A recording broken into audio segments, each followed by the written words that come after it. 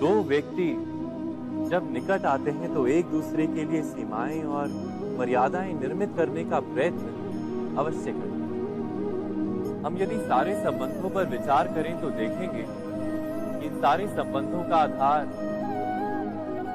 यही सीमाएं हैं जो हम दूसरों के लिए निर्मित करते हैं। और यदि अनजाने में भी कोई अन्य व्यक्ति इन सीमाओं को तोड़ता है तो उसी क्षण हमारा हृदय क्रोध से भर जाता है। इन सीमाओं का वास्तविक रूप क्या है? क्या हमने कभी विचार किया? सीमाओं के द्वारा हम दूसरे व्यक्ति को निर्णय करने की अनुमति नहीं देते, अपना निर्णय उस व्यक्ति पर थोप देते, अर्थात किसी की स्वतंत्रता का अस्वीकार करते हैं। और जब स्वतंत्रता का अस्वीकार किया जाता है तो उसका हृदय दुख से भर जाता है। और जब वो सीमाओं को तोड़ता है तो हमारा हृदय क्रोध से भर जाता है। क्या ऐसा नहीं होता?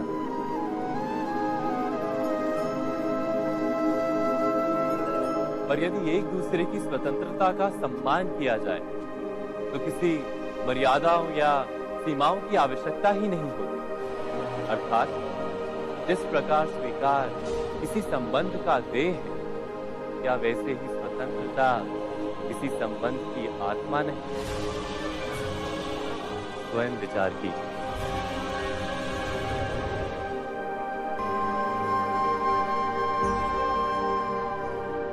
प्रत्येक मनुष्य के जीवन में ऐसा क्षण अवश्य आता है जब सारी स्वप्न, सारी आशाएं, सारे दृश्य भस्म हो जाते हैं। जीवन के सारे आयोजन ही बिखर जाते हैं। एक और धर्म होता है और दूसरी ओर सुख। किसी को धर्म संकट मिलते हैं, तब धर्म का वहन ही संकट और धर्म का त्याग ही सुख। विचार कीजिए, कभी किसी स्वजन के विरुद्ध सत्य बोलने का अवसर प्राप्त हो जाता है, कभी ठीक दरिद्रता के समय सरलता से चोरी करने का मार्ग प्राप्त हो जाता है, कभी किसी शक्तिशाली राजनेता या राजा के कर्मचारी का अधर्म प्रकट हो जाता है। सबके जीवन में ऐसी घटना बनती ही रहती। अधिकतर लोग ऐसे किसी क्षण धर्म संकट के रूप में जान ही नहीं पाते। हमें किसी प्रकार के संघर्ष का अनुभव ही नहीं होता। सहजता से सुख की ओर खींचे चले जाते हैं, जैसे मक्खी गुड़ की ओर खींची चली जाती है। वास्तव में धर्म संकट का क्षण ईश्वर के निकट जाने का क्षण होता है। यदि हम संघर्षों से भयभीत ना हो, सुख की ओर आकर्षित ना हो, अपने धर्म पर दृढ़ रहे, ईश्वर का साक्षात्कार दूर नहीं।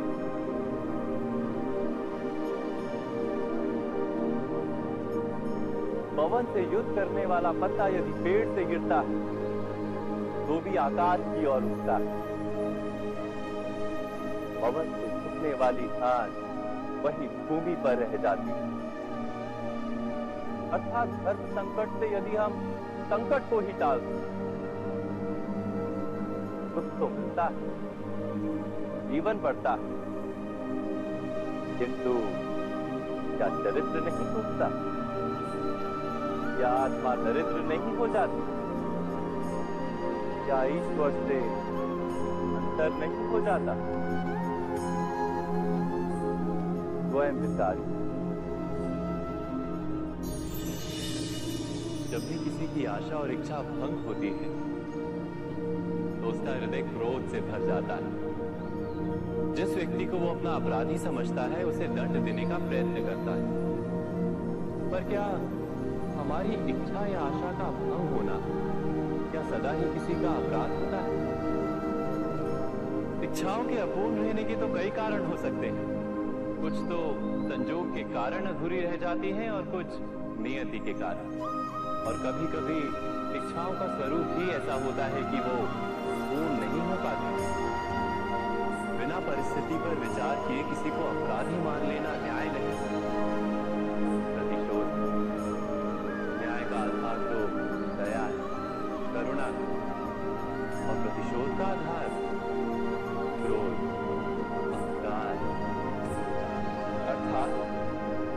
करुणा धारण किए बिना किसी के अपराध के विषय में विचार करना, किसी को दंड देना क्या अपने आप में ही अन्याय नहीं?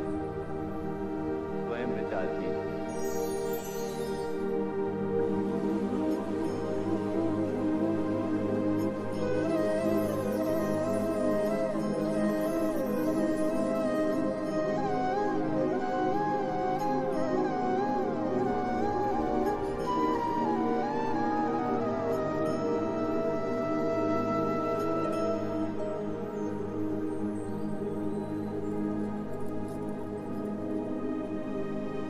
भविष्य के आधार पर सब आज का निर्णय लेना चाहते हैं। भविष्य में सुख मिले, भविष्य सुरक्षित हो, ऐसे निर्णय आज लेने का प्रयत्न रहता है सबका। आप अपने जीवन को देखिए, क्या आपके अधिकतर निर्णय के पीछे भविष्य का विचार नहीं होता? और हो भी क्यों ना? अपने जीवन को सरल और सुखमय बनाने का प्रयत्न करने का अधिकार सबका है। पर भविष्य तो कोई नहीं जानता, केवल कल्पना ही की जा सकती है। तो जीवन के सारे महत्वपूर्ण निर्णय कल्पनाओं के आधार पर ही करते हैं हम। क्या निर्णय करने का कोई तीसरा मार्ग हो सकता है? विचार कीजिए। सारे सुखों का आधार धर्म है, और वो धर्म मनुष्य के हृदय में बसता है। तो प्रत्येक निर्णय से पूर्व स्वयं अपने हृदय से ये प्रश्न अवश्य पूछ लेना कि ये निर्णय स्वार्थ से जन्मा है या धर्म से?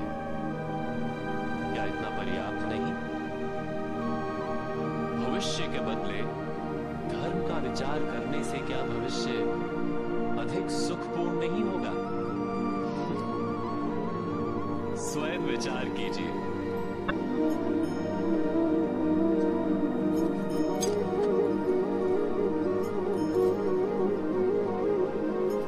भविष्य का दूसरा नाम है संघर्ष। हृदय में आज इच्छा होती है और यदि पूर्ण नहीं हो पाती तो हृदय भविष्य की योजना बनाता है। भविष्य में इच्छा पूर्ण होगी ऐसी कल्पना करता रहता है, किंतु जीवन ना तो भविष्य में है ना अतीत में।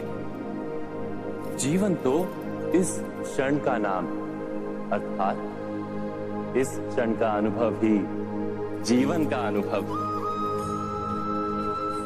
पर हम ये जानते हुए भी इतना सा सत्य समझ नहीं पाते। या तो हम बीते हुए समय के स्मरणों को घेर कर बैठे रहते, या फिर आने वाले समय के लिए हम योजनाएं बनाते रहते हैं, और जीवन जीवन बीत जाता है। एक सत्य यदि हम हृदय में उतार लें कि ना हम भविष्य देख सकते हैं, ना ही भविष्य निर्मित कर सकते, हम तो केवल धैर्य और साहस के साथ भविष्य को आलिंगन दे सकते हैं, स्वागत कर सकते हैं भविष्य का। तो क्या जीवन का हर पल जीवन से नहीं भर जाएगा? स्वयं विचार कीजिए।